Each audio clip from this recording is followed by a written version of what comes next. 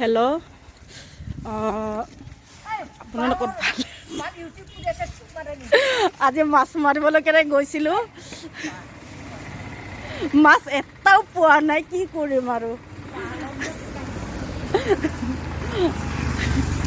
আমার আইটার পুরো গালি দিয়েছে মোক।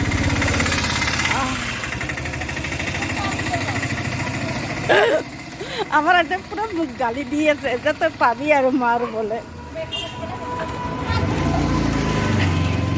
সবা আমার আইটা মুখ গালি দিয়েছে, এইটো আমার আইটা মুখ গালি দিয়েছে।